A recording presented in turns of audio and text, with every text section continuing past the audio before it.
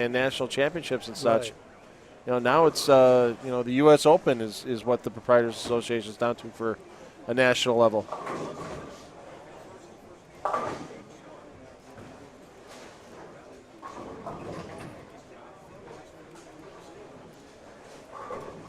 You claimed in the 1970s to have based your bowling style on a mathematical equation, that we know, but you've never revealed that equation.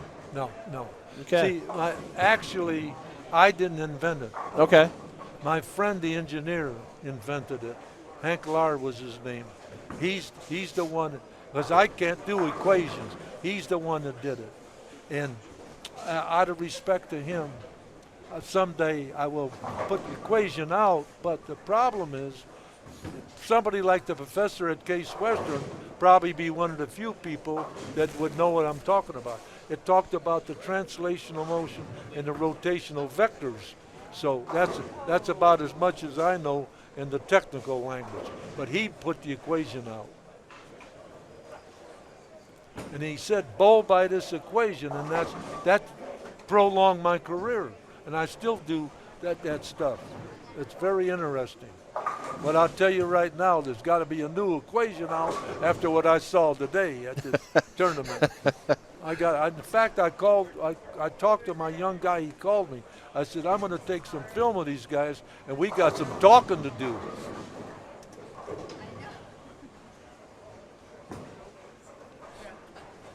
Got Jake Peters on this pair. Another thing that was good was the National Bowling League. Were you on a team in the? Oh yeah, I was drafted. Okay. I was drafted by Dallas. Lamar Hunt was the owner of our team. Yeah. Yeah, because and the big thing for the NBL was they didn't have the TV contract that the PBA had. That really hurt them. We had no TV. That's why we could not be successful. And see, but what I did is I bowled in the NBL. Then when it stopped, I went right back and bowled in the PBA. And but that was a real thrill because we were in Dallas and we had 3,000 seating capacity, and we packed them. Bronco Bowl, wasn't that the name of it? Bronco Bowl, and Sports Illustrated gave me four pages of in their Sports Illustrated that year. That was big, really big time. And the guy from the Bowlers Journal. That owned Luby? it. Mort Luby. Yeah. Mort Luby took a picture of me. That's on the cover of my book, that jumping. Mm-hmm. That picture won the Athlete of the Year picture. Huh. Yeah, that was a real compliment. Yeah, there's really only one remnant left still around of the NBL, and that's the arena at Thunder Bowl in Detroit. Right, exactly. And that's where we're going to have all the World Series of Bowling 10 TV finals. Right. When it's on Fox and Fox. You like the Fox Sports shows? You like that strike tracker they got now? You know what I like? I like to see the entry angle. And see, like when I'm teaching, I got a protege, I told him there's times you got to use like a bow with the arc. See, so you watch some lanes. Now here you can't throw too big a bow because you get out too wide, you get out of bounds, and if you're too short, the ball snaps. That's why I had trouble. I bowl mostly with a bow, so, and I've got to learn to throw a straighter line like that and then come in, see? But my ball goes into a semicircle, and that killed me out here. Okay. And I'm not used to throwing that way. I learned to bowl with all wrist action. Well, and that with the equipment nowadays too, these guys can go up the back of the ball with that up the back release and still have the ball continue the motion easily off the end of the pattern. Let's explain the back of the ball. Okay. I always tell people to think of a clock. Now, if you think of a clock, their fingers are closer to 6 o'clock. When I bowl at 7, and I go to 1 and 2. When they go from 6 o'clock, they go up to closer to 12, and they hit it a little bit to the left. The ball goes on a straighter line, and then it comes in. See, my ball goes in a circle, their ball goes in a straighter line, hooks, and then it sets up a little bit. So this is a different technique. I've got to have to learn that. Oh, nice shot. A heck of a shot there on the 210. This kid throws a great ball, Yes. that Anderson. Yes, he does. This is where his kind of coming out party happened last year. Made the TV show here. Yeah, he's And a real then- nice young man, too. Real nice young man. Yeah, and then I enjoyed crossing with him. yeah, He got a kick out of a few of my moves. I said to him, "You think that's cool? You should have saw me on an exhibition where I was all alone putting the show on." He started laughing. I love to put a little heat, a little baloney on these Oh, kids. yeah. And they like it. They know I'm jiving them a little bit because I kind of have a little tendency to exaggerate. Well, My wife says I exaggerate, but I embellish. There's a difference. there's truth in there somewhere. It's just a matter of how far. Let me tell you why Okay. that's true. Okay. You know, I go to Toledo, I got to tell the story. I come to Akron, I got to tell the same story. Well, I told my wife I got to embellish it so I can keep it interesting for me. Otherwise, it gets boring. You know what? My stories are getting longer and longer and longer. The same story. I keep adding a little more interest into it. It just has a little few more adjectives Yeah, added that's it. week You to got week. it. Don't Yeah. be using those big words on me. Adjective. Last game of the night. Belmo still your leader. Tack at second. Meshuggah up to third. Jake Peters quietly moves up into the fourth position. 6-1 on match play. Don Barrett hanging in fifth. And tell you what, a couple of players, Marshall Kent, Matt Ogle, Sean Lavery, Spar, Gomez, and Rash, still within striking distance. Rash just 105 pins out with this game and 16 more to go tomorrow. Whoa, there's a bad break. Wow. That ball set up a little too soon because he's so far left. Second one of the game for Rash on that lane. Yeah. The ball seems to come up and then go right straight back. Look how far this guy Peters is. All right. Fates and Nielsen, you couldn't play that line. You'd be starting on top of the ball return. Yeah. Amen. But it just goes to show the athleticism these players have as athletes to be able to use all 40 boards of the lane if need be, and sometimes they create 6 or 7 boards in the air where the gutter is. You just got to worry about air pockets. A little turbulence before landing. But when I start lofting them, I call the airport first to see where I'm at.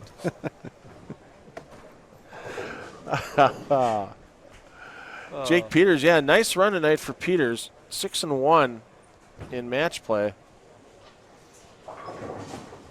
His only loss.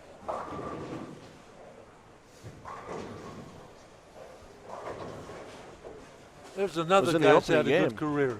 Tommy Oh, Jones. yeah. Tommy Jones. Nice guy, too. Yeah, you know, we got a lot of nice guys on the tour.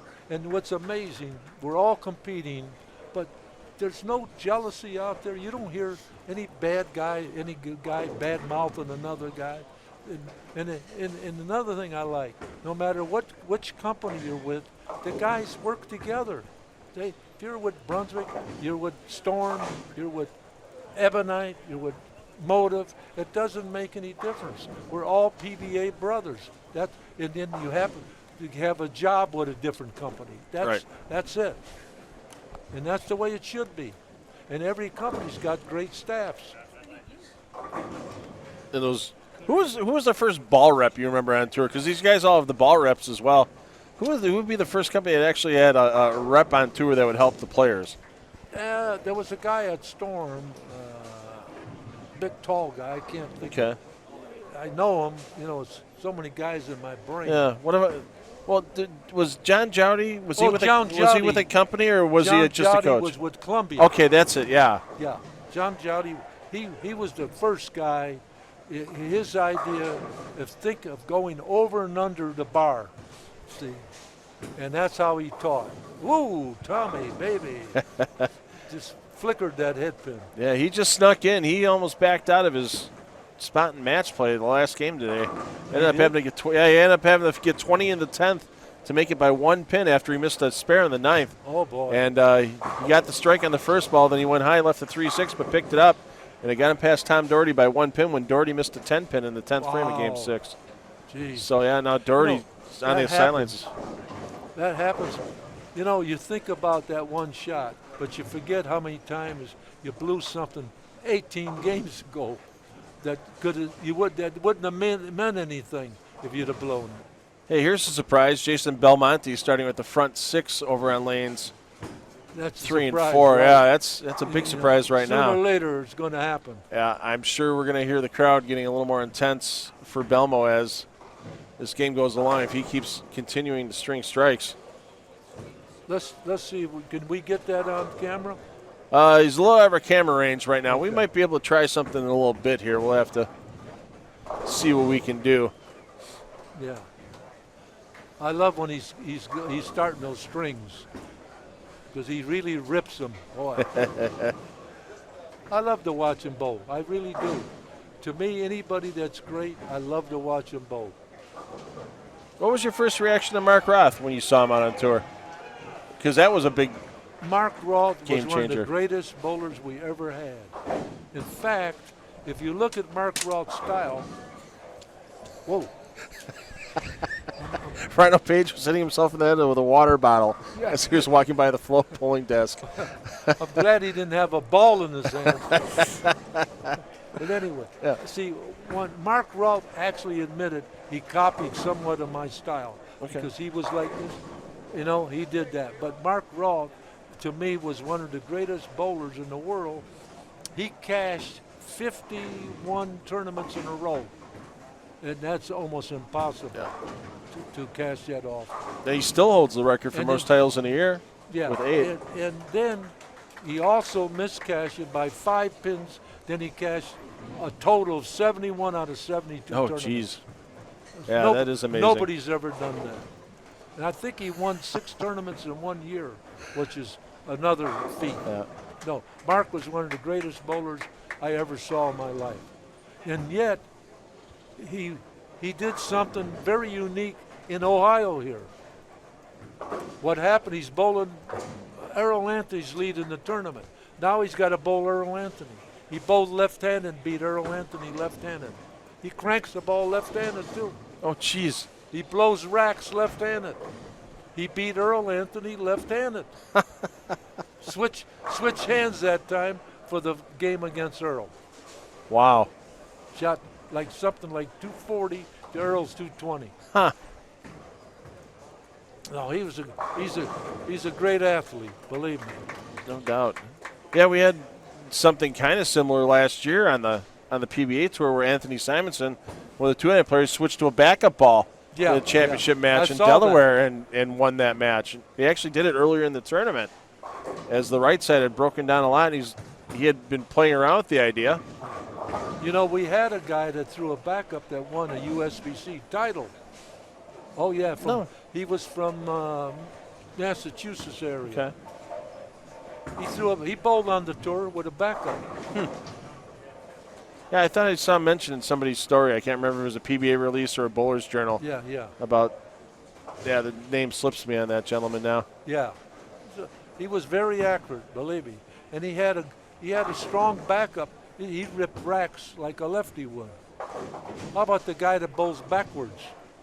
You ever see him bowl? I've seen it. Yeah, I've seen him. I did an exhibition with him. I'm looking at him. When he was facing me, I said, is he going to ask me a question? And he's going to the line.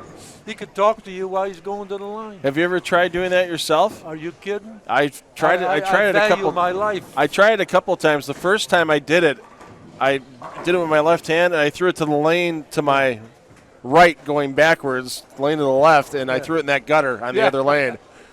Second one, I kept on the lane. He had about 185, 190 average. Yeah. Yeah. He was something. He's still doing it, if I remember correctly. We did exhibitions together in Vegas.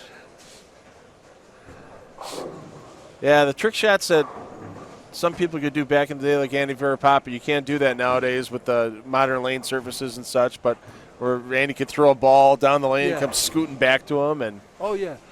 It was one guy used to throw the ball down the lane and whistle, and the ball would come back to him. Yeah. He'd throw it about 20 feet down, whistle, and the ball would come. He put reverse English on it. Now, the one I like to do is a trick shot. I put a ball on the right side of the lane, and I put the 7-pin up by itself. I get in the left-hand gutter, throw the ball around the ball, and come back and pick up the 7. That takes a lot of. And then before I start, I tell them I'm going to throw the strongest ball by a human hand. Only a gorilla can outhook me. Oh, it's beautiful. I got a line for everything. You man. do.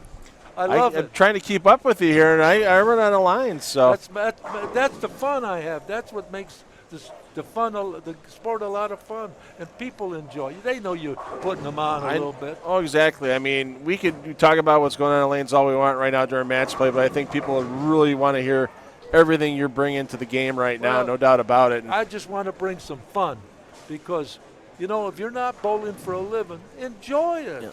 Enjoy the sport. It's a beautiful sport.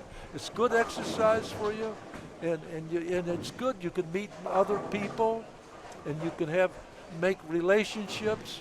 It's a great sport to bowl in a league. People should bowl in a league because that's when it's fun. You bowl on a team. You can be a little competitive. You meet different people of all different ages. And what other sport?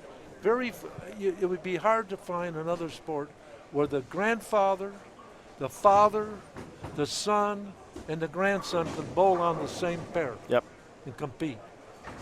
We got a kid coming to the TV show. Yeah, 10 years 10 years old, a little puppy. Yeah, shot 300. Yeah, isn't that something? I'm gonna sit with him. I got to talk to that little puppy.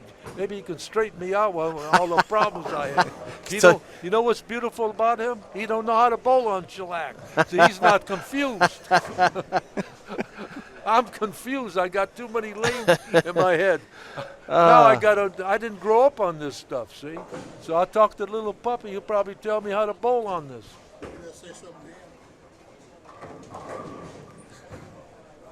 The fans, they can't stay away from you. You can shake my hand. Okay. All right. We just found a gentleman to bowl a pro-am with. There you go.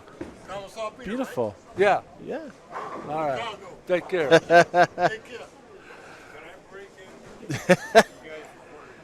We're almost off the air. We'll give you a second here. We're almost done with the night. So. Okay. I bowled with this guy 100 years ago. Thank you. Pro-am out here. I tell you, the number's getting bigger. It is. He was probably I always said he was the most friendly bowler ever. And now I think he's the most entertaining. You got me by a year, Carl. Yeah. What, 85? I'm 85. So disrespect me now, will you? I'm older than you. Keep that in mind. All right. All right, don't forget now. I'm your elder. Now, calm down. I got to do a little show here. No, don't be getting my public all confused here. I gotta talk to this man. We got a couple more frames we got to get through with Carmen. All right, go about it. Take care now. But Anybody else? no, well they're waiting. I mean, they're waiting over there. They're going to get Carmen on the way out, no doubt about it.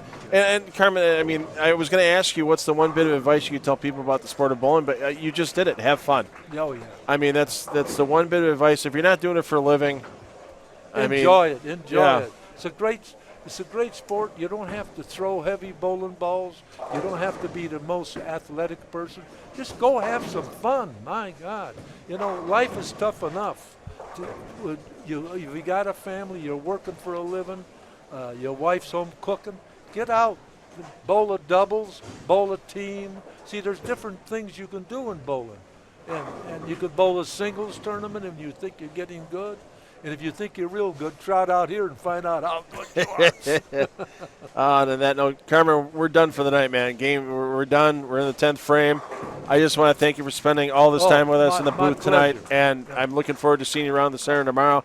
Looking forward to seeing you on the TV show on Sunday as well. I got to say goodnight to this other puppy. That would be me. That would be Jeff Goodger.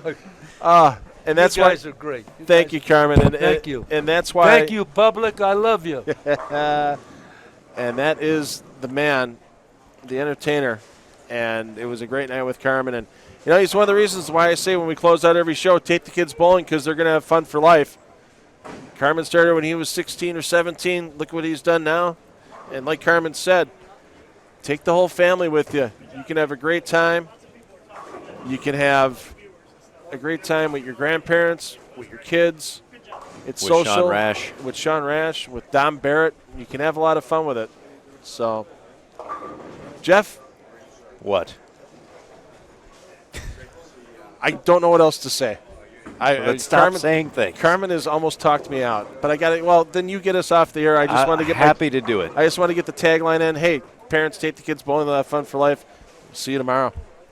All right. We'll see Phil tomorrow. I'm going to watch the 10th frame of Sean Rash. He can shoot 204. And Rash will definitely be in contention going into tomorrow's final 16 games. Same start times as yesterday and today, 11 a.m. Eastern Time. We will begin match play round 2. And 6 p.m. Eastern Time, third and final match play round as Rash goes right down the middle for a 2-0-2 closing score. Ryan Schaefer has posted 2-0-3. Josh Blanchard with the split in the 10th. Will mean Schaefer gets a 30 bonus there. And following Blanchard's shot, get over to Jake Peters with a chance to take 30 bonus from Andrew Anderson. And Peters, sitting 4th, would like to remain in that top 5 going into tomorrow, obviously.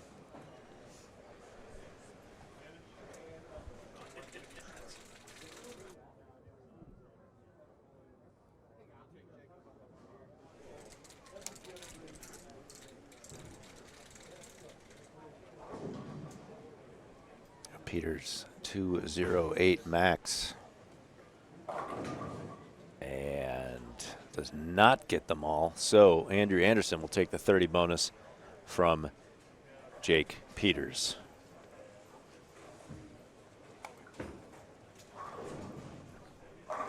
So for Phil Brylow, this is Jeff Goodger.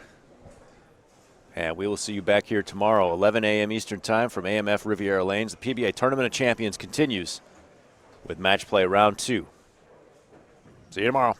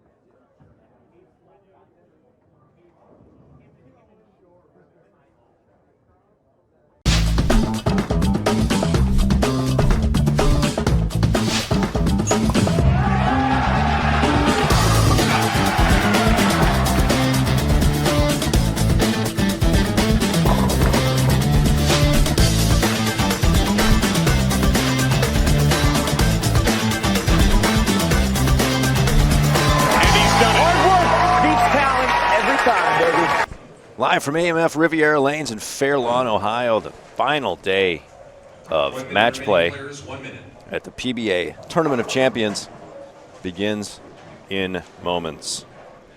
Jeff Goodger with Phil Brylow. And Phil, final 16 games of match play coming up today. First 8 of those coming up right now.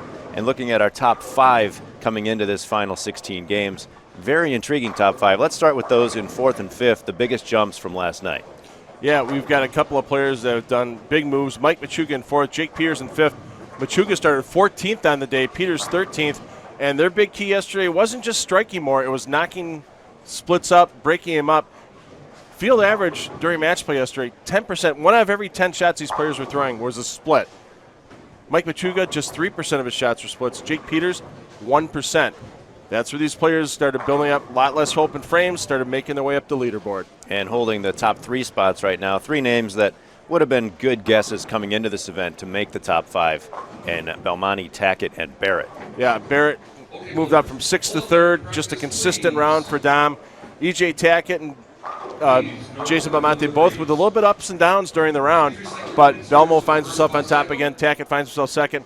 It's going to be tough to knock those 3 players out of the top 3 spots right now, and it's going to be really tough for anybody to catch up to Belmonte. The number of games are going away, and his lead just keeps increasing. And a lot of players in the field still with a chance, though. With 16 games to play and 30 bonus pins, you can go pretty far down that top 24 and see guys who still have a chance to make the show. Yeah, 480 bonus pins still out there. You get a good hot block together like Machuga did or like Peters did. They proved it last night. You can make the move in 8 games. We'll see if anybody else can do that here this morning in Fairlawn.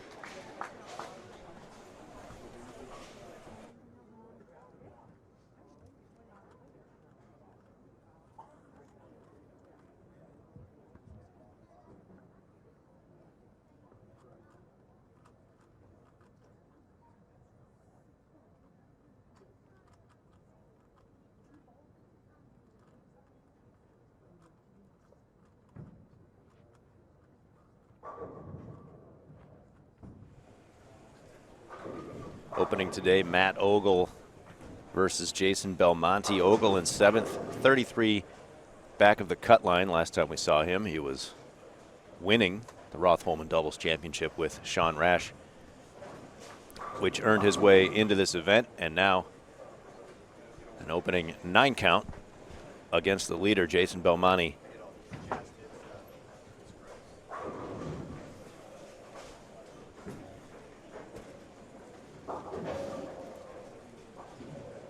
Yeah, Ogle, solid round yesterday in match play, 5-2-1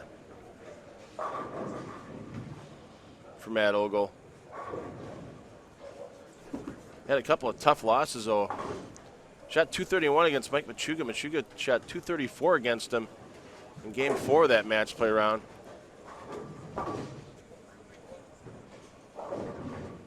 And Ogle shot 243 the opening game against Christian Ascona, but managed to tie only in that particular match. Also, E.J. Tackett versus Marshall Kent. Tackett in 3rd at plus 742 with the opening strike. Kent in 8th, 72 back of 5th. Yeah, some of the players, ball reps who were still around the center last night were thinking to themselves earlier is going to be a runaway with Belmonte, Barrett, and Tackett. Not the case. Belmo's still on the runaway. But Barrett and Tackett just 50 and 30 pins respectively above the cut number, which is Jake Peters currently. Give you the top 5 rundown here. Belmonte plus 1026 for the big opening over Dom Barrett. Barrett second plus 762. Tackett third plus 742.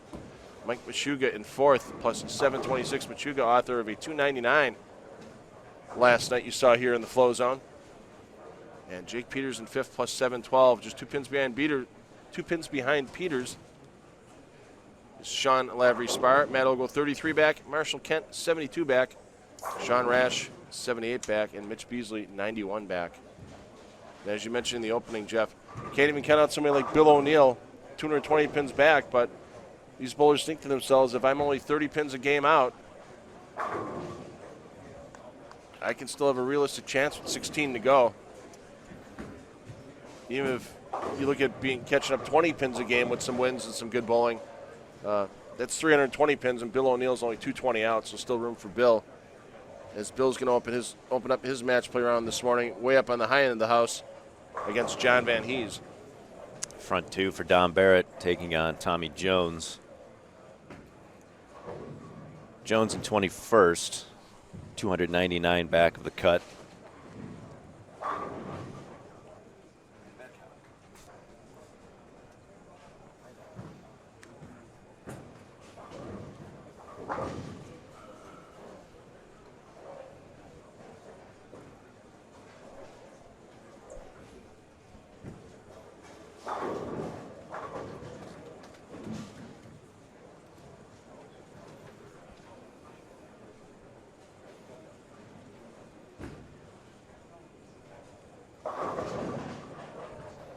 Gets it to go, shakes his head.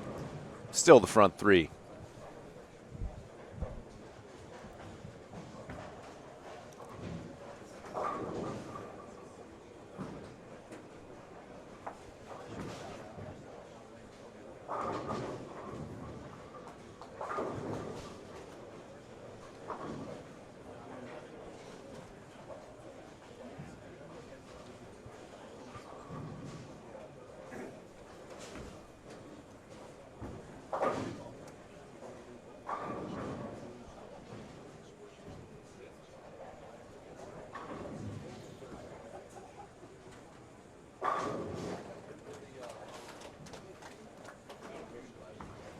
double for Kent, who made the step ladder at the U.S. Open and did a lot of nothing earlier in 2019.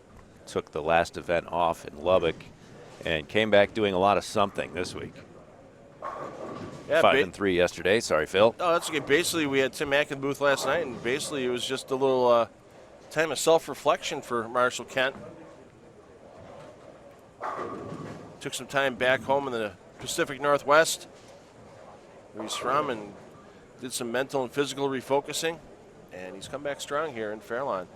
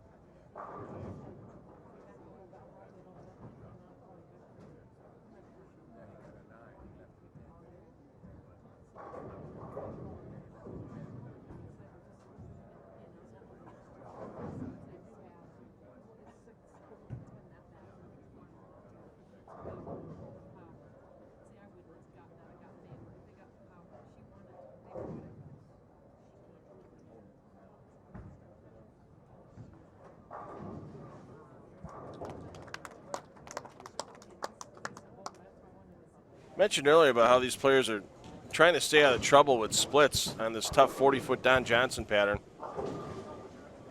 EJ Tackett, he's in third right now. Split percentage for the entire 26 games to this point, 9.3%. So basically, 1 out of every 10 shots that Tackett is throwing is resulting in some type of split.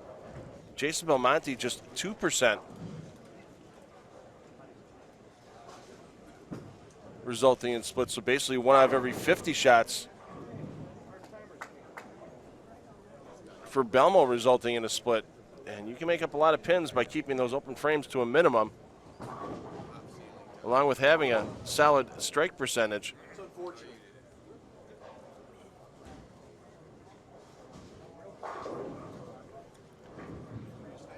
As Tackett this week, almost a similar strike percentage to Belmonte, 62.9% for Tackett, 63.3% for Belmo. But that difference in splits helping contribute to that 264 pin lead for Belmo.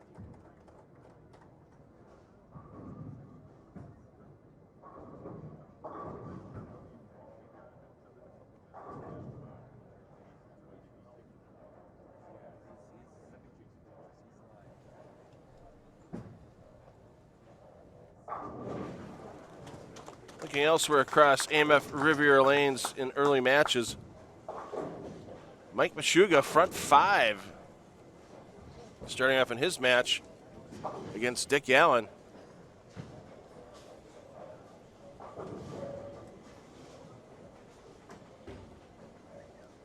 Jake Peters battling Andres Gomez. Peters spare, double spare through 4. Gomez with the lead. EJ Tackett airmailing the head pin.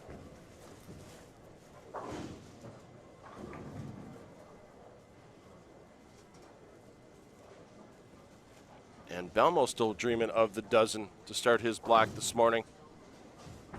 Once again, using urethane, blend the pattern out. You see there he gets it a little to the right, and he should be happy. It's just a 7-pin at that point. Of course, with how early those urethane bowling balls roll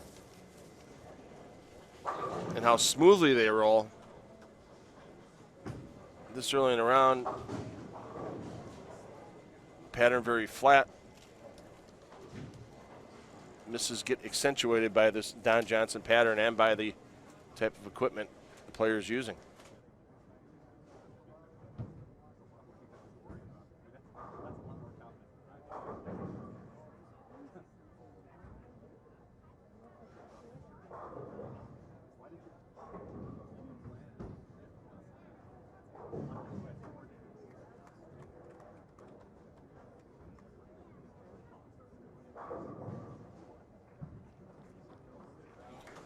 Not surprised, no problem for Belmo on that spare. 0 missed single pin makeables this week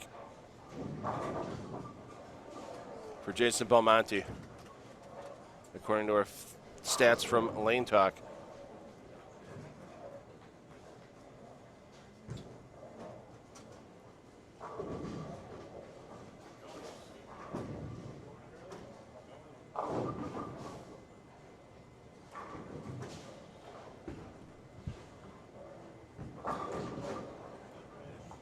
John Rash and Rhino Page. Rash strikes in the 6th.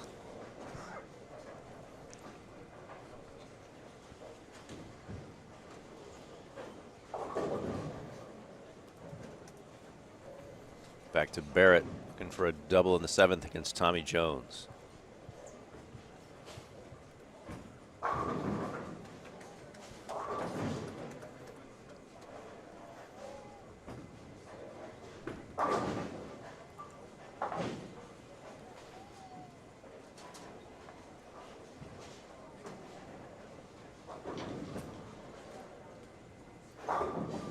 You can see combination of a non-aggressive bowling ball and a well-oiled lane, 30 microliters in this 40-foot Don Johnson pattern, and those misses to the right do not come back.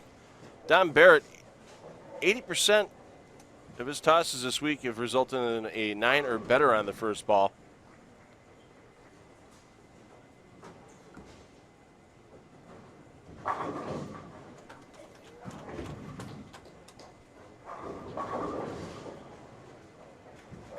Compare that to our leader, Jason Belmonte. Belmo, 87.1% of Belmo's throws on the first ball result in 9 or more.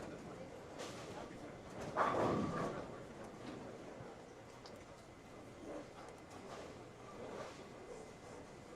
see the well-surfaced urethane that Tommy Jones is using at this moment, the smooth move to the pocket.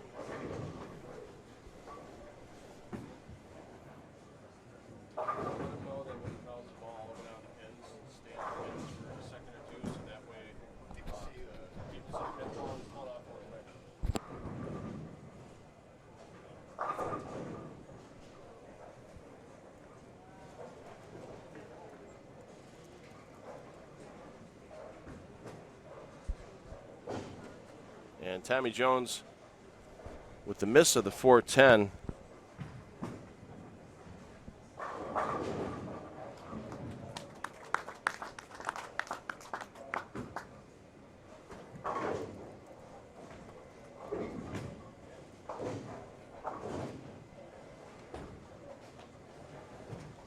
Machuga's run ends at 6. Went through the nose, left the 4-7 in the 7th, picked it up. He's in a tough match against Dick Allen. Dick Allen can still string some strikes towards the end and put some pressure on Machuga for the 30 bonus that are up for grabs in each of these matches.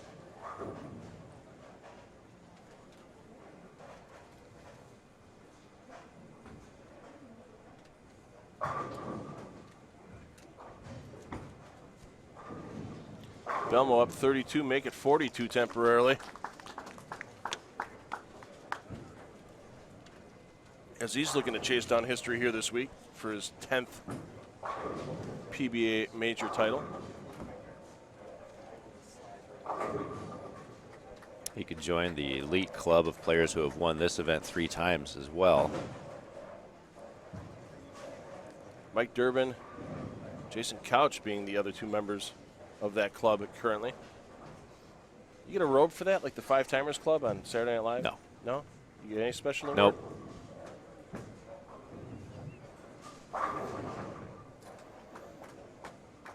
Just a mention in the record books. Nope.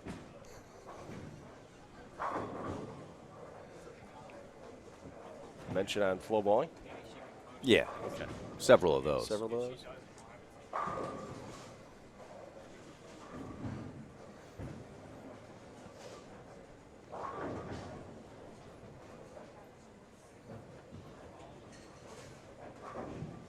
Chris Lowshutter looking to make a big move early.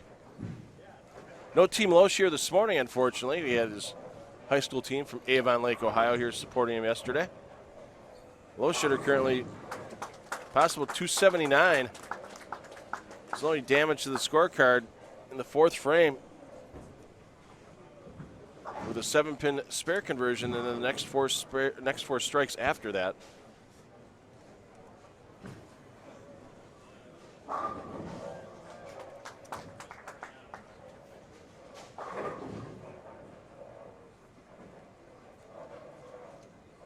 Lowshutter currently one of those guys that needs to make a bunch of pins up in a hurry. He's 363 out. He would need a few huge games. And that's going to make that spare a little tougher for Ogle as 5-pin gets bounced a little bit to the right. Increases the chop possibility.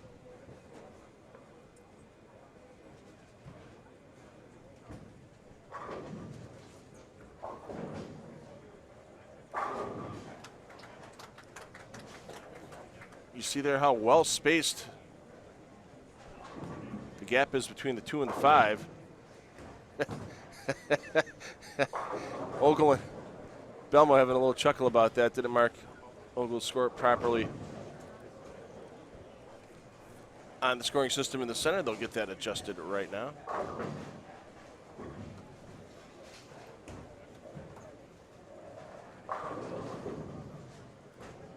Barrett was trying to chase down the 3, 4, 6, 7, 10. We've seen that a few times here this week.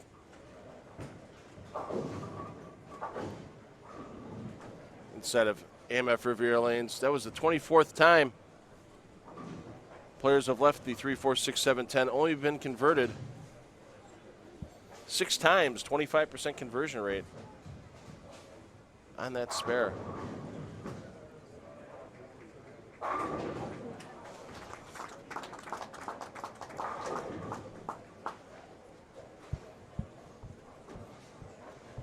So Belmo has this match well in hand, looking for 279.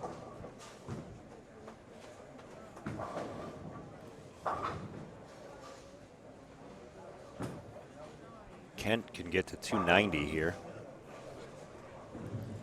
in the win over E.J. Tackett.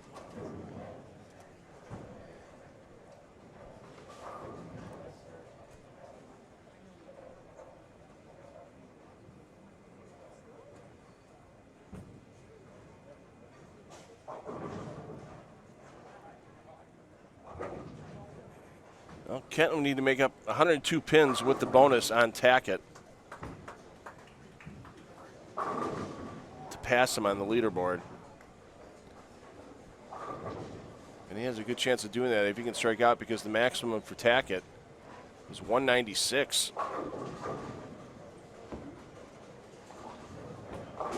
And you can reduce that down to a game in the 180s for a max for Tackett. So we could see Marshall Kent jump from outside the top 5 in his current 8th position into the top 5.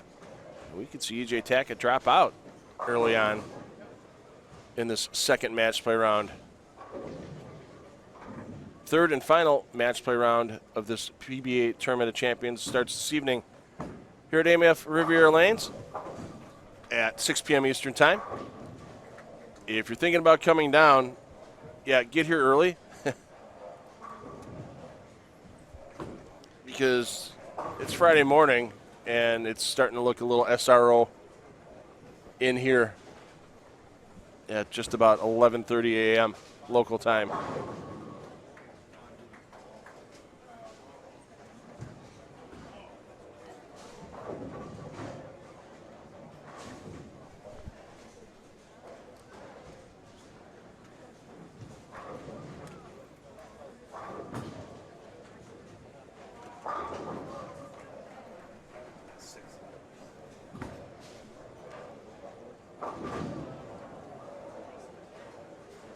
Phil, do you have lane talk? I sure do, sir.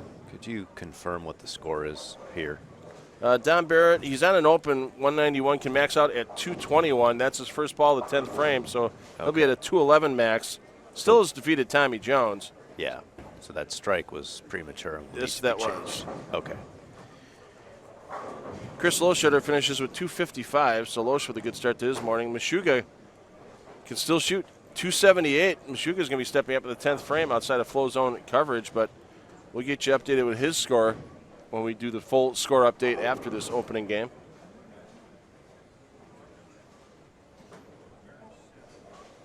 And Jake Peters still has a possible 246, but it might not be enough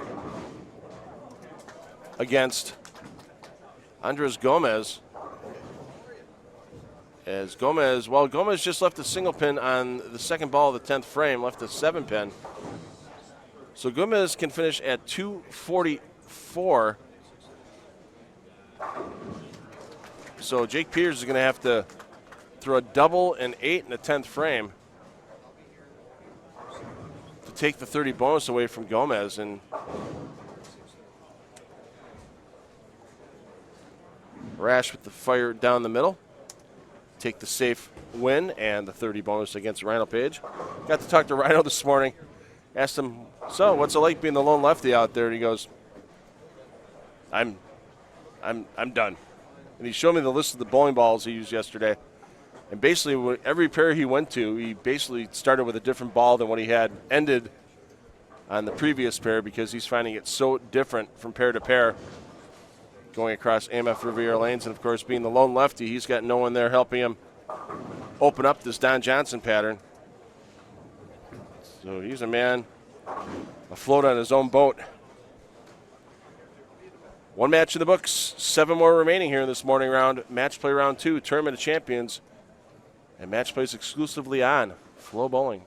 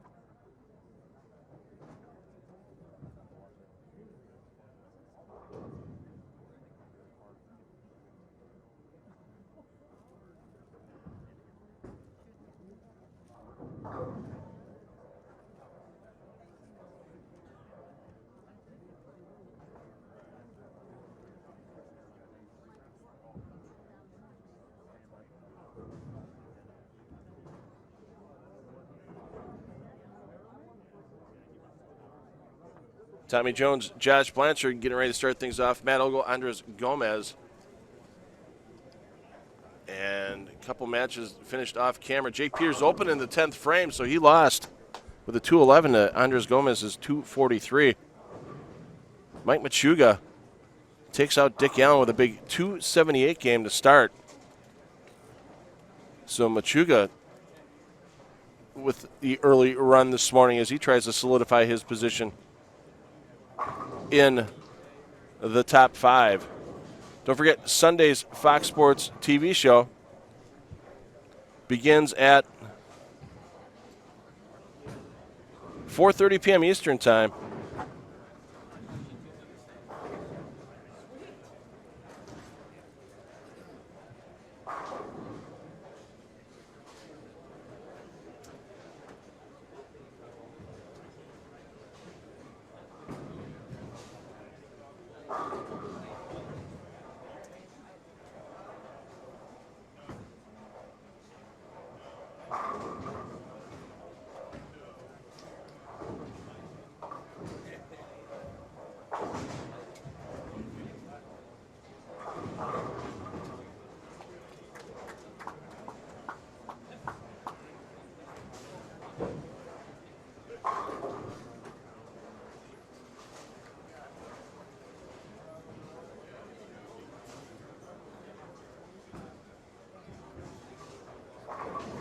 And some late breaking news. They just added some additional standing room only seating for Sunday. So if you're looking to come down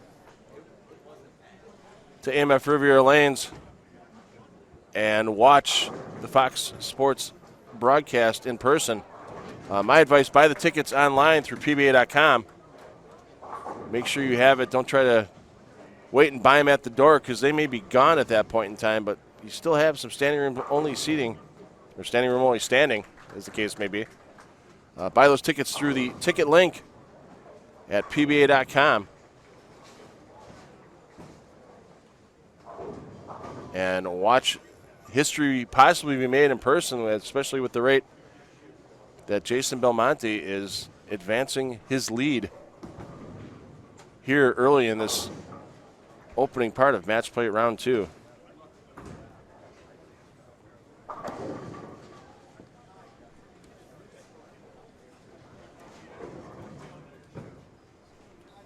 Waiting for the scoring update from the Chuck Pisano Media Center, the PBA Tournament office.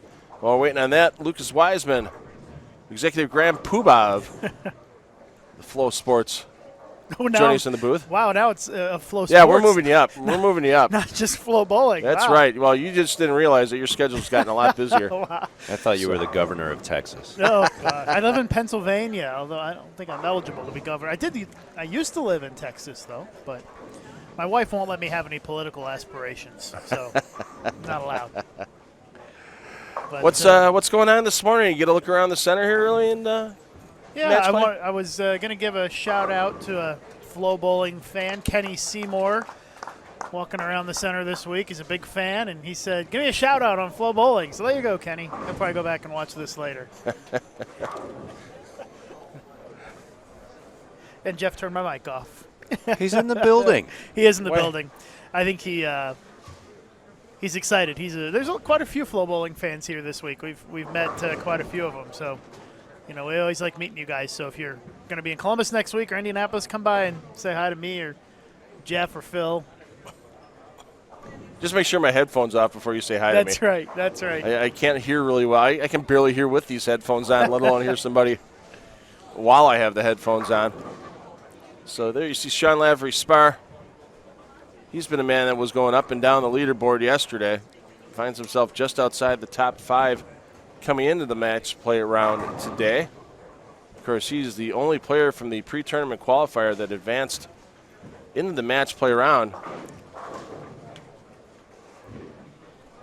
And Sean's bowling Rhino Page this round. Rhino Page is only a left-hander, so these guys kind of have something in common. They're the standard bearers in their own respects. Phil's got all the stats up, by the way. If you look at Phil's monitor right now, it looks like like he's tracking the stock market or something. He's got all kinds of stuff. He's pulling up some Lane Talk stats. There's nothing more that Phil Brylow loves more than Lane Talk stats. And he loves a lot of things. Yes, He indeed. does. Well, I don't know. My wife's cookies here. Those are almost I'm gonna gone. I'm enjoy surprised those. they've lasted this long, honestly. Oh, I don't show. You've been rationing them, I think. Oh, you don't. Yeah, everybody doesn't know where the secret stash is. That's the thing. It's been sitting on the counter on the table right here the whole week. That's the only. Yeah, there's more than no, that there's around here. Of course there is. There's more than that around Of course here. there is. Yeah, Lavery Spire, he's had a good week. Once again, he's been one of those bowlers plagued by the splits, as we keep talking about. Belmo's split percentage so low. Jake Peters last night only had 1% of his balls being splits. 62% strike percentage for Lavery Spire, but it's offset by 8% of his shots being splits. And he's really, one of the guys that has problem getting 9 or better on a majority of his shots. He's only at 80%. We talked about Belmo being at almost 88% on 9 or better on the first ball. So the more single pins you leave, especially out here in this tough Don Johnson condition, the easier it's going to be to increase your score. And when you're sitting at just 86% of your makeable spares converted for Lavery Spire, that's a bit of the distance between himself and Belmo. Sure, it's always about striking a little bit more.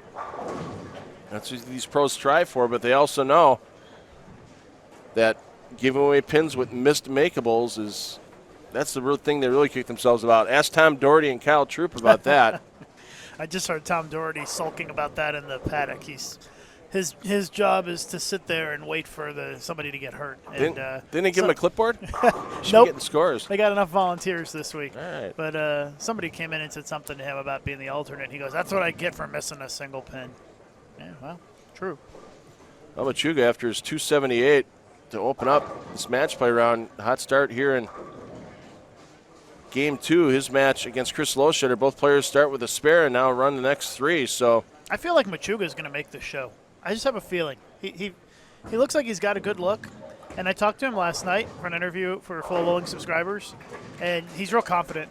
And I think he's going to make a run this week. I don't know if he's going to win, but I think we might see him on the show on Sunday. We'll see. He looks pretty sharp, even though he hasn't been bowling many PBA events. Marshall Kent with a double. He's bowling Andrew Anderson. It's a good matchup of some young guns. thing is for Machuga, he's going to get into the meat of his match play round against the guys that are up with him in the top 5 a little later today. He's going to get Belmo in Game 8. Is it And then Machuga tonight- or Meshuggah? I think until- it's Machuga. uh, Am I wrong? probably not. No, That's you're why right. I've always known it.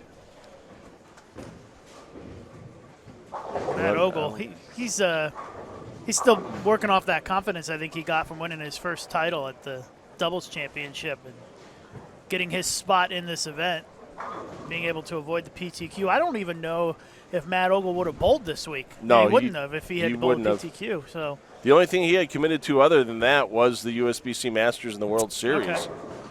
Well, So- if you can bypass the PTQ and get right into the main field, you might as well do it. I mean, it's especially if you're bowling well.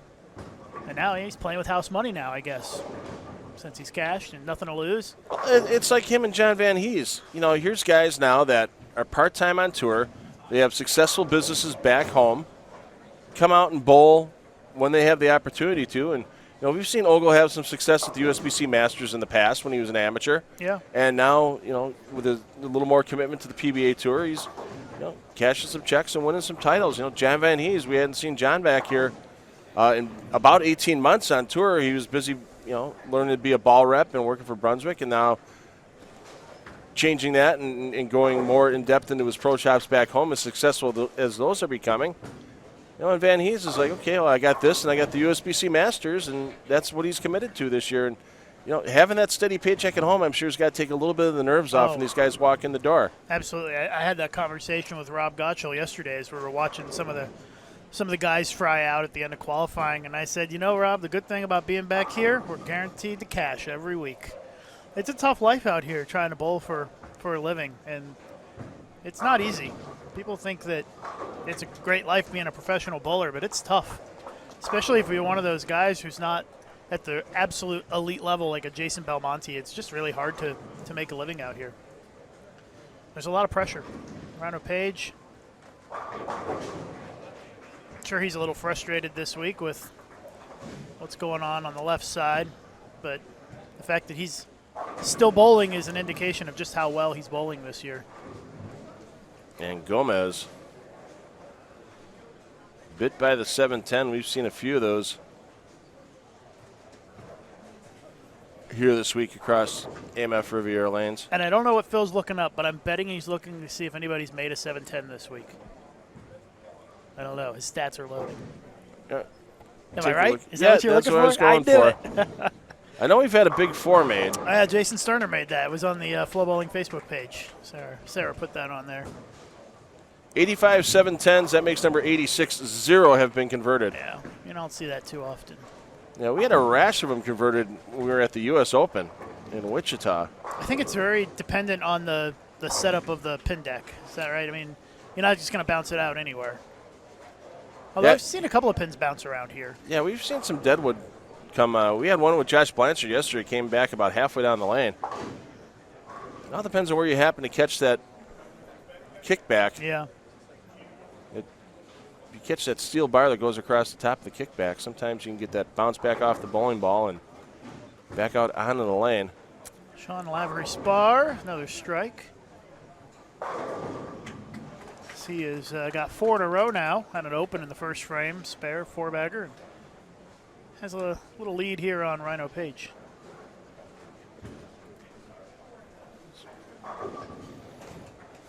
Well, still waiting on the score update. Yeah, they were having for some play back. issues with the online scoring on PBA.com. I think they were working through those, so hopefully they'll have them soon.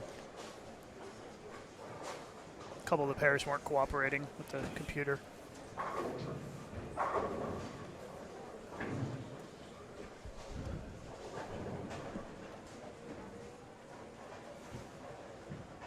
Yeah, I'll go back in 2016 at the USBC Masters in Indianapolis. Threw 2 perfect games in his first round Nice. of 5 games to lead off the event that year. Ogle went on to get into match play. He is up by 22 here against Andres Gomez. Destroys the rack for a strike there in the 6th frame, game number 2 of game number 2 of this morning session. Game 10 overall. And then Ogle also led the pre-tournament qualifier for the 2018 U.S. Open in Wichita this past year as well. So I remember that. some good showings by Matt Ogle prior to committing a bit more to the Go Bowling PBA Tour. What did Jason Belmonte shoot the first game, Phil? He was in the 250s. Yeah, I so don't he's- remember the exact score, but he was in the 250s. Jerry Schneider and I were in the media room yesterday, and Jerry's like, I already got my story written. Jason Belmonte's the leader. And that was like game 2. And then game 3, Jerry started getting nervous. Game 4, game 5, game 6, Jerry's like, I'm going to have to rewrite my story. But guess what? Belmo actually extended his lead coming into today to 267. It sounds like if he shot 250, it might have gone up a little bit more even. Yeah, Belmo, he's got strike spare 4-bagger in his match against Jake Peters this game. Phil, do you think there's anybody in this building who doubts that Jason Belmonte is going to be the top seed? Maybe just a couple of bowlers who are out there. Right. Most people, I think, have kind of penciled him in.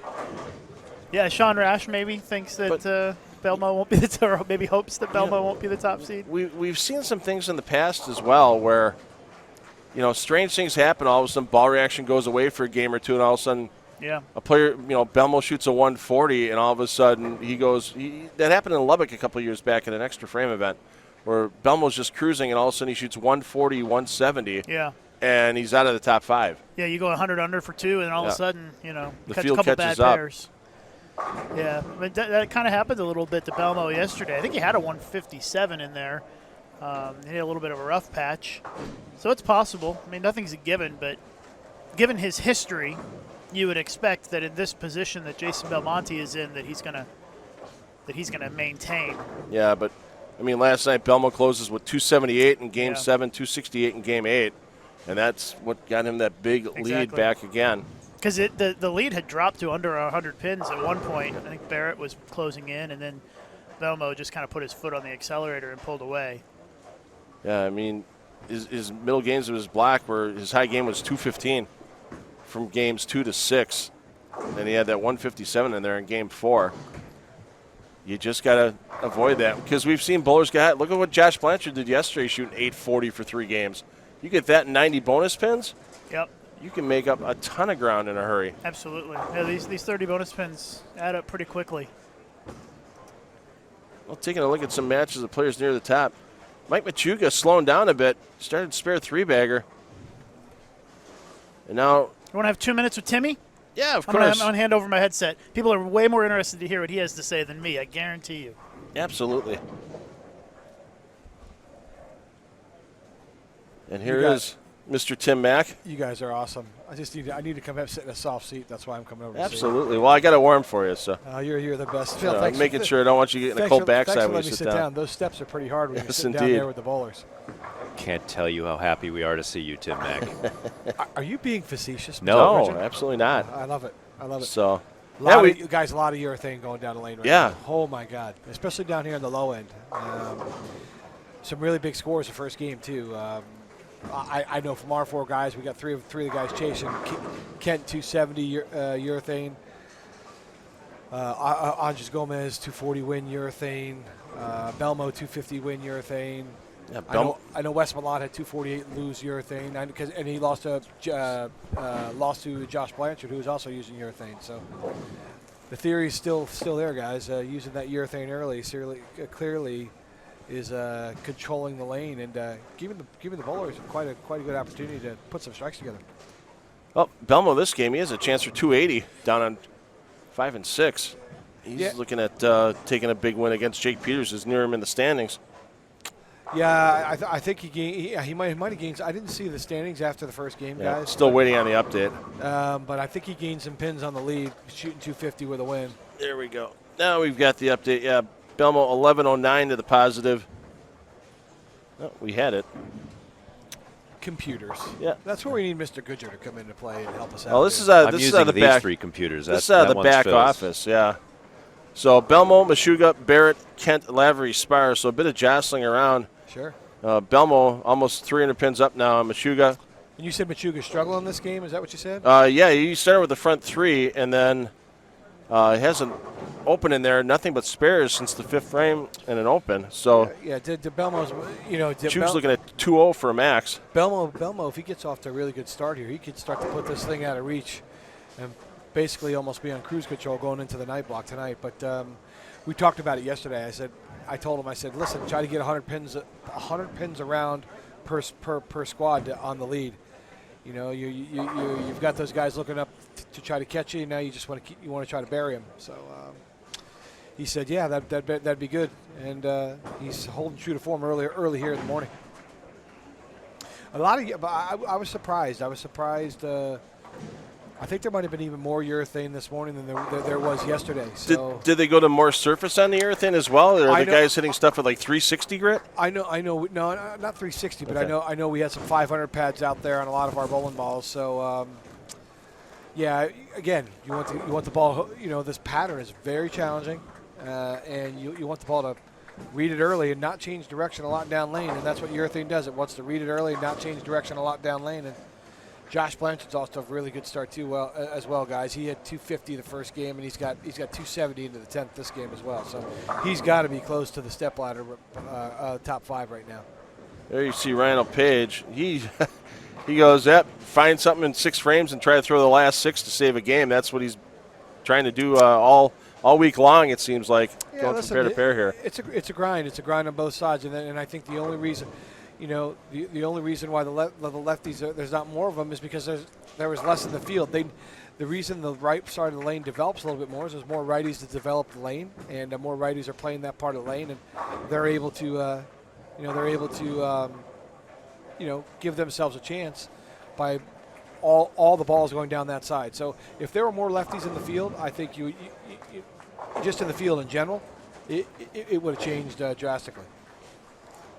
Well, Belmo, he's got the first one in the 10th, so he's in the 260s. Yeah, Josh Blanchard is. I don't know where he started the day going into today. I thought he was high. I thought he was higher because he bowled 250 and won the first game. So Yeah. I thought he was higher, but he's going to win this game, and he's bowling Tommy Jones, and he's got a chance to shoot 270. So Yeah, looking at the scores on the high end of the house, not a lot going on up on the high end. yeah, this house is really tricky. And then when you get the bowlers making the flip and moving all over the place, it certainly puts some challenges out there for them. But clearly the play early is keep the ball in front of you, get it into a roll. I'll tell you who bowled a really good game. Andrew Anderson, reigning player of the year, just bowled 248 here on, I believe it was on 15 and 16. Oh no, 11 and 12. Bowling Marshall Kent, and he's actually using the urethane to his advantage and using reactive. And got his hand really up the back of it again, tumbling the ball end over end, keeping the ball in front of him. So, he's able to bowl a good game. Now he followed two guys, so he followed two guys that threw urethane on that lane already. So, when the urethane balls get down the lane and move some of that oil around, they transition and give a little left and a little right, and you can get comfortable. So really, we talk a lot of times when the bowlers are using reactive resin, we talk about how the lanes get cliffed. They cliff in a different fashion when all these players are using urethane, don't they? Yeah, absolutely. But with the ratios and the volumes and the pattern being so flat in the middle, the urethane just actually. This is one of the weeks where using the urethane makes the lanes better as the lanes get later in the block. At least we saw that in qualifying because the scores went up in qualifying later in the block. That last 18, 20 frames, there was a lot of strikes being thrown. So, but we saw the opposite yesterday with one on a lane. There were not a lot of scores coming down the stretch. Where bowlers made big moves, except for Belmo, who guys he was using urethane, slow hooking urethane around 21, 20, even 23, 24 in the middle of the lane. So. Yeah, well, he just put 269 on the board, so he had another 99 to his plus, 1208. He's going to stretch that league out over Machuga, as Machuga finishes with 201. And he's going to take the loss against Lowshutter. Lowshutter, even with an open, Lowshutter 211. Yeah, and Blanchard looks like Blanchard got the first one over there as well, so he's going to shoot. He's in the 260s right now. You could see him jump into the top 5 after this game because he's going to pick up 100 pins with a win. So, as you said earlier, Phil, there's going to be a lot of jostling going back and forth, especially early in the game in this round, and we'll see how it plays out. But there's some really good scores right now, especially down here on the low end. Yeah, I was going to say the way it looks tonight, if you're coming in and you're looking at your schedule with a bunch of your games on the high end of the house, it's going to make you sweat it out a little bit more, one would think. Certainly. Well, we saw that with Ronnie Russell last year. We looked at how big of a lead Ronnie had coming into match play, the last match play around last year, and Ronnie didn't make the show. I mean, it wasn't as large a lead as Belmo has right now, but Ronnie had a majority of his matches on the high end of the house, and he just struggled up there. See Ogle coming back after an open here right in front of us with an open against Andres Gomez, and he's going to take this game down. So yeah, he's going to win the game. Andres was a huge fill ball, got 5 on the fill. He would have forced a double from one of the most recent new champions here, Matt Ogle on tour, and now Matt wins that match and picks up the extra 30 bonus. 30 bonus is really big this week. Well, even though he's quite a ways back, Mitch Beasley, he's in 12th minus 131. Beasley's going to put up. He's not too far back. Yeah, he's going to put up a possible 269 game. Darren Tang with a nice 250 game. There's a couple good games up there at the high end. There's a lot of guys that if they're sitting 180, 190 out right now, if they put something together, it's not. They're not out of it by far. And yeah, Belmo's got to be one of his last 3 games this round. Are going to be on Game 6, 27 and 28.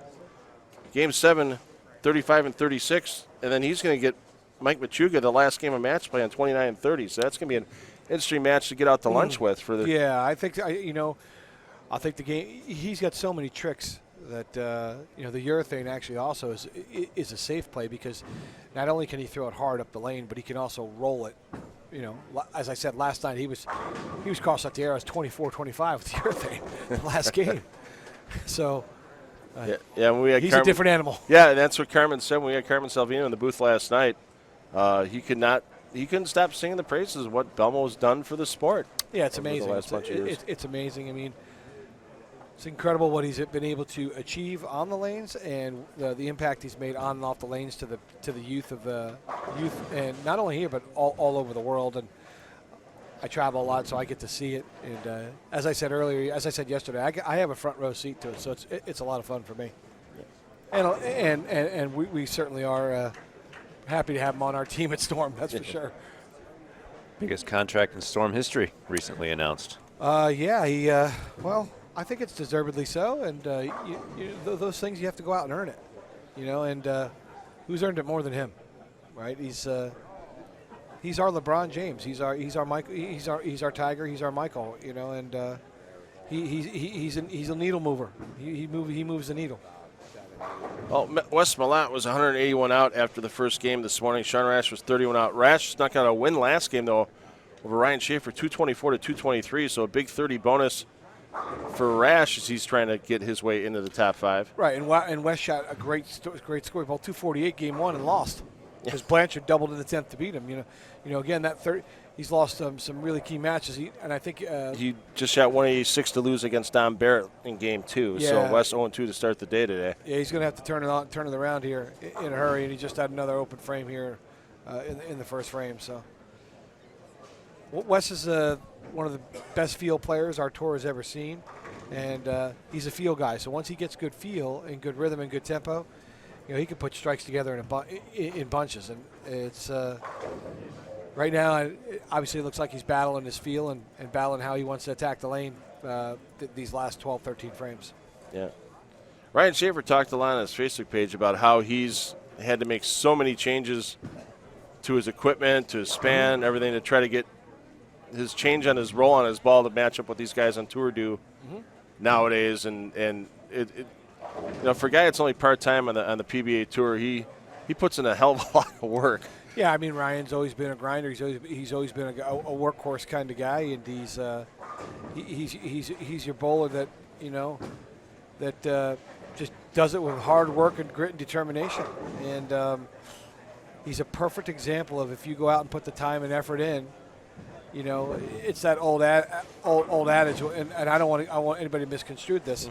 Hard work beats talent when talent doesn't work hard. But not only is he work hard, but he's supremely talented. Yeah. So he's got the best of both worlds, and it's a great example of, when you put the time and effort in, those great things happen. So great look at Jake Peters. He was off to a pretty decent start as well. Again, using the urethane, controlling the pocket. I don't think he bowled a good game against Belmo last game. 196. But he had a chance. I think he bowled 240 the first game, and might have got. No, he opened in the 10th. Oh, he did open in the 10th. So he lost. Okay, so he lost. pins, Yeah. So. Yeah, he had a chance to double and win that match, but that's what dropped Jake down to 9th place. So he's still well in, only 42 pins back. So. Yeah, waiting on the update here. This is where they get tricky, guys. This is where the transition at games 2, 3, 4, where the urethane's gone down the lane. Now guys have to figure out: do I want to get out of the urethane? Do I not want to get out of the urethane? Do I go to reactive? Do I want to move in a zone and move into the flat part of the lane because the lane is so flat from 10 to 10? But the urethane has made such a different, makes the road map going across the house quite difficult. It's like the Rand McNally, like a road map going across the United States. Well, how much is, let's say right now with Rash bowling Malott, how much is what equipment Malott is using on that pair going to affect what ball change Rash might make? Is that something that the players take into consideration as well? No question, and where they're going to play on the lane as well. So, I think West used urethane game 1, and obviously playing totally different angles, and it's changing direction and ball, how it exits the back of the pattern. How it comes off the back of the pattern is going to make the difference. So that's why this week it's been a premium on your angle up the lane and getting up the back of it, and Rash does that as good as anybody. So when you put those 2 and 2 together like that, and then you have to follow the urethane, it certainly makes it challenging for the bowlers to to how they're going to attack the transition, because you've got to kind of know who bowled on the pair before you, what did they use, what did they do, where did they play, and that's going to determine, what ball you might use and where you might want to be on the lane.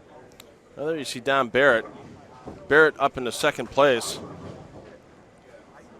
overall, but everybody's chasing Belmo. It's a long way to go now because it's almost 400 pins. Yeah, and again, I talked about that number yesterday. I said that 220 number. I think 220's got a really good chance to make this show, and at the moment right now, 220 average is the number. Only got a couple other guys averaging just over 220 that are just on the outside looking in. I think at the end of the week, if you're 220, yeah, you're going to be in this top 5 or right around that number. Well, it's starting to look like a 9-horse race for 4 spots on the show, because you get the 10th place Matt Ogle right now, and he's 268 back. There's been a little separation here these first couple of games. Yes, there has. Don Barrett plus 840 in second. Machuga just 5 pins behind. Then Lavery Spar, Marshall Kent, and E.J. Tackett tied for 5th at 761 to the positive. So, yeah, we may have to have a scoring correction for Matt Ogle. Yeah. But still, even so, Andres Gomez 78 back in 10th, and then there's a couple of scores. Yeah, there. we just got to get the scores sorted out. It's a little more even than that. I think we're just trying to work on that right now as we speak. So bear with us on that. Yeah. But still, Tackett close. Blanchard 11 out of the number. Rash 31 out. Peters 42 out. Yeah, and Gomez 70 out. There's like you said, there's going to be a lot of movement on this leaderboard back and forth. A lot of players have a chance, and with the scoring pace being like that, you go out and bowl 250 back-to-back games and win matches. All of a sudden, you see yourself, you're in 17th, you go from 17th to 7th or 8th. And all of a sudden, the momentum and the adrenaline pick up, and you're saying, wow, I'm back in the ball game here. And what a better place to do it as we see Malott slap the 10 there. That was a ball change too, wasn't it? Yeah, he just went into an idle. He used that in his first the first day. He was pretty successful, really getting up the lane. He had, when his hand is in the right spot, he's got a trick that no one else has. He's got that heavy rolling bowling ball that he can stay to the right. And when you're able to stay to the right and stay right in the pocket, your carry percentages are going to go up. Are there guys, as they're moving from pair to pair, one pair they're hitting, and all of a sudden they'll switch to resin, and before they even throw the first ball on the next pair of lanes, they go back to urethane? Have you seen a lot of that this week? Only a couple guys. Okay. I mean, the anomaly has been Jason. He stayed in urethane for the entire block last night, other than a couple of shots here and there. But when you've got a toolbox that big, it allows you to do that. But the guys are gonna. I think they're going to, again, they get games 2, 3, 3, 4, 5 has been the transition games, have been the tough games to master, and I think that's what levels out the pace and the scoring pace. So, if you look up there right now, there's down here in the low end, I would anticipate that you got Mitch Beasley with a 3-bagger, Marshall Kent with a 3-bagger, Gomez with a 3-bagger. I would anticipate all those guys are using urethane, but then you look to your right down there, and I only see a couple other guys with a couple strikes. So again, the transition of that urethane, and then as you said, Phil, trying to figure out whether they're going to use reactive and how they're going to use it, and what ball they're going to choose, right? Yep. So. Yeah, Darren Tang, the only player from lane 27 down to start with a 3-bagger. Lots of open frames, spares. And he just came off a big game. I think he just came off a 250, 260. Take a peek at it. He might have moved up a little bit. I think he did come off 250, 260. So.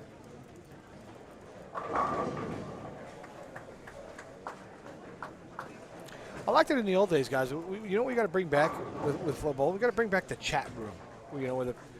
It was fun. Asking questions, where people ask questions, and they wanted to know what Phil was wearing and what Jeff was wearing. And watch Sean Rash pick up the 7-10 split. Right on cue. That is beautiful. Right on cue. Are you kidding me? Dude, I don't know if we can rewind that and see that again. It would be great. Oh, that was fantastic.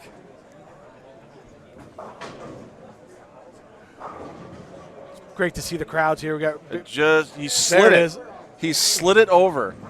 Sitcom style. Did he really slide Yeah, over? it slid. It never came out of the back. He barely hit the right side of the 10 pin, and it hugged the back of the pin deck. Can you show that to me again? Unfortunately, I don't have a rewind on this. We'll have to get We'll have that to pull pulled it up up later again. on. That was great. Yeah, That was great. unbelievable. Not too often you see the 710 made that way. And then just to add more salt to the wounds for Wes, Wes goes up in 2 410s. And the ball looks like the pin hit the pin, but it didn't knock it out. So That's pretty incredible where it slides over. this is why you guys must have FloBowling, so you could see stuff like this. I don't have FloBowling. I'll see if I can talk to someone and see if we can get it for you. I guess I kind of have it. I watch every second of it. Yeah, you are the man behind the button. Jake Peters playing that line that so many bowlers are playing right now, in between 5 and 10, with his urethane ball and really controlling the pocket.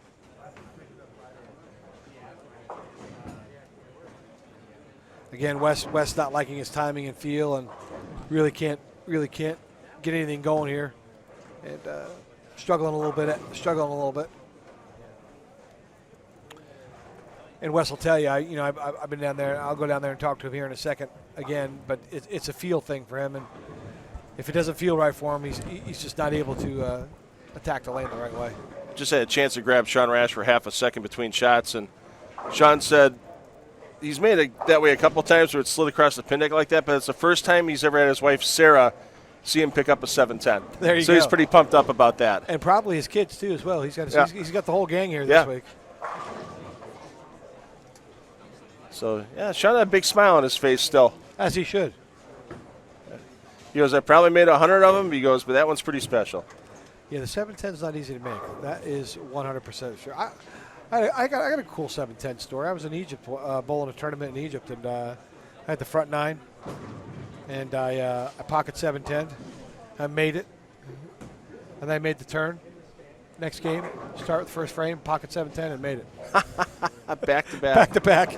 Guy came up to me and said, have you been to the pyramids and praying? I said, no. He said, we've never seen that before. I said, don't worry, I haven't seen it before either. I've never. Oh, God. The trials and tribulations. Yeah, there's so many more 300 games nowadays in the looks like- world than there are 710 conversions. Looks like we got it updated. Yep. Scores, right? Yep, they got a couple things fixed. Ogle just 12 back. And I say you could go all the way down to Andrew Anderson, actually, at 200. 200, even John Van Hees 240. If they get a run on them, you can get within 100 pins going into tonight. Anything could happen. Yeah, you guys start getting some wins though on the board. I mean, you look at some of these guys that are close. Tack at 4 and 6, Blanchard 4 and 6. Yep. West 3 and 7, Darren Tang 3 and 7. I mean, you look at somebody like Beasley at 7 and 3, catching the match play wins, and that's what the difference of where Tang and Beasley are on the leaderboard right now. Absolutely.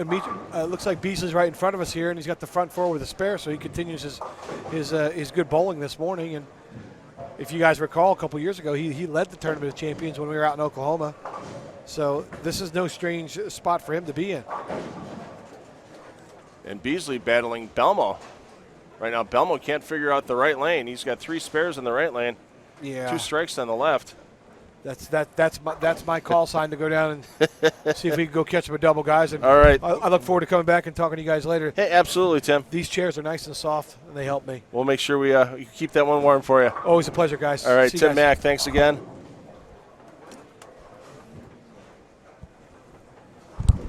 Always good to get the insight of the guys that are, pretty much the pulse of what's going on in the bowling center more than the players are. As all of these ball reps keep an eye on what's happening, just not on the guys on their own staff, but guys on every staff throughout the center, seeing where they're playing, seeing what moves we can make, seeing another ball change for Wes.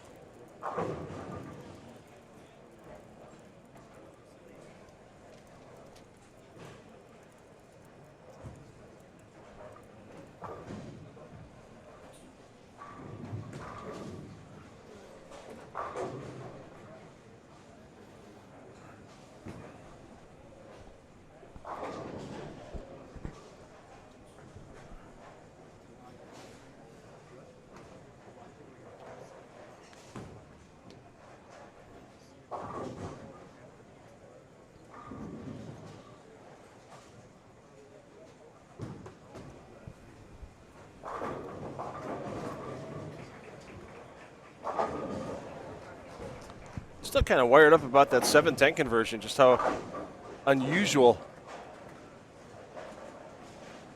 it was with hugging the back of the pin deck. Not just flying back out of the pit like we see there for E.J. Tackett.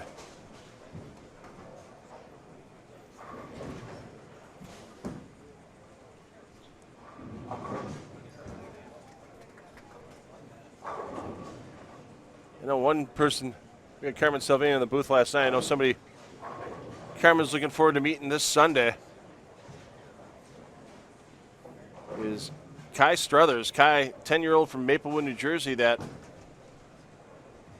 threw a perfect game back on January 19th.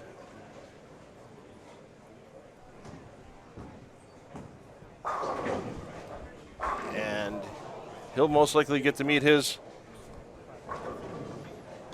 superstar friends, Jason Belmonte, Gary Faulkner Jr. as well. Well, I brought a superstar friend of my own. Yeah, this is awesome. Just prepare yourself Oh, as I stall while the headset goes on. PBA Hall of Famer Danny Wiseman joining us now in the FloBowling booth. Another one-off this week. Oh, hold on, we got a little headset issue. You just got to bring you up a little bit more here, I think. There we go. All right, let's try that. Hey, there we go. There we go. We'll get A you. one-off event and Yeah. one time here on FloBowling. So, good run early in the week. Yeah, Is it a little? Is it? no. Yeah. Well, hey, It was a one-off to see where I'm at. I don't practice as much as I used to. I see what's going on. I work with kids, and I just wanted to come out here. I'm a fan now. I watch FloBowling. I watch the shows, and I've always studied the game throughout my entire career. And time doesn't wait for anyone, so it's a little tougher now. And since the old wrist surgery, I've tried to tweak some things and change some things. But watching these kids nowadays, it's just incredible what they can do to a bowling ball. is it tough to get your eyes sighted back to a ball rolling on PBA Tour conditions as compared to what you'd have on a house shot back home? I don't know. Look at my scores. It was awful. I think my high game for the week was what Belmo averaged. No, it's I didn't expect anything coming out here. I know it's an entirely different game. I did it for 18 years, and when you're out here all the time and you see the trends and you see the things going on, and week to week to week, I mean, things are always different, but there's certain characteristics throughout time when you're traveling and doing this. And coming out one week, it's just, it's difficult. And I just wanted to see what it was like. And knowing, another reason is I don't know how many more of these I'm going to be able to bowl. I've got a shoulder. I had wrist surgery a couple years ago. It's coming up on 3 years, 4 years. And that's kind of okay. My shoulder's bone to bone from all the wear and tear, all the games and all that. So, it's bothering me today. If I would have made this, I wouldn't be it would have been tough. Okay.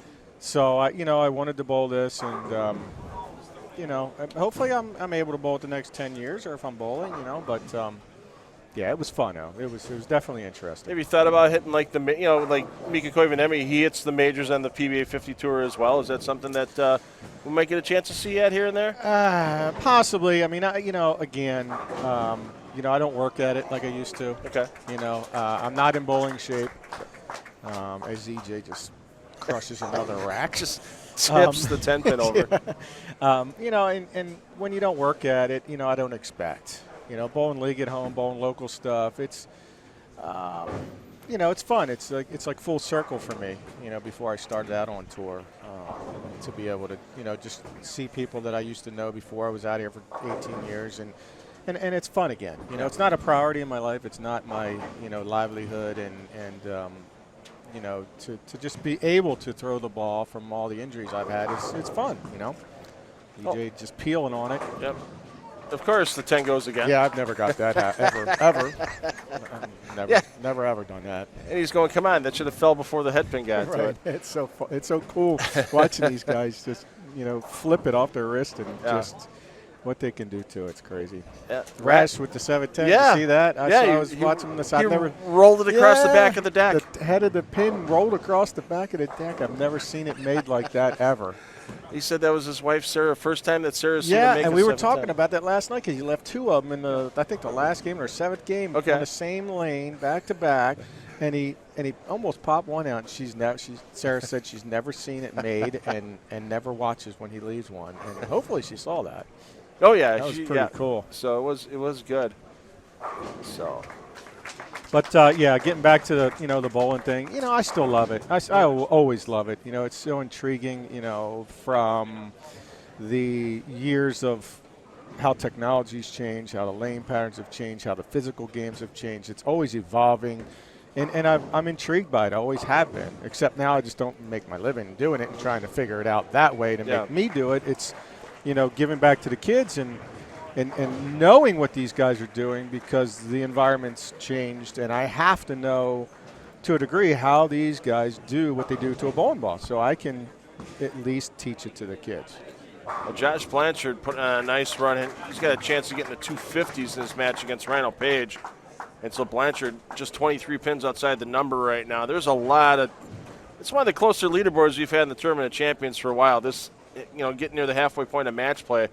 And there's still a dozen guys within 80 pins, 90 pins of the number. Doesn't take much. A couple big games and bang, you're right there. Darren Tang, 170 up, but a couple 250s and wins, he's right there. So your tour career, you were out here when it was the old spray gun and towel and that type of thing all the way down to these modern lane machines. What's the biggest adjustment you had to make over the years to these PBA tour patterns as it went from the towel to the machine laying it down? Well, I mean, they never used the amount of oil that they use now. Even when I was out here, you know, when the Brunswick machines were running the patterns in the early 2000s, you know, only my first couple years really was at the spray guns. Yep. You know, the lane machines came into play late 90s. They were using them. But it's, you know, I mean, it was wood surfaces. Now everything synthetic. The biggest thing is, you know, with the patterns, how they break them down, the transitions. I mean, that's always been the case, but it's so fast now because of the rev rates, and we all know that. It's just the moves are just way different. These guys just tear it up, but now, you know, you get it going the other way where they're using a lot of urethane to try to control the pocket on the fresh. You know, we used to do it with surface and weaker balls or different layouts to get the core to lay down so the ball wouldn't overreact for a game or two. And then, you know, go to where the transition was and hook it or whatever we had to do.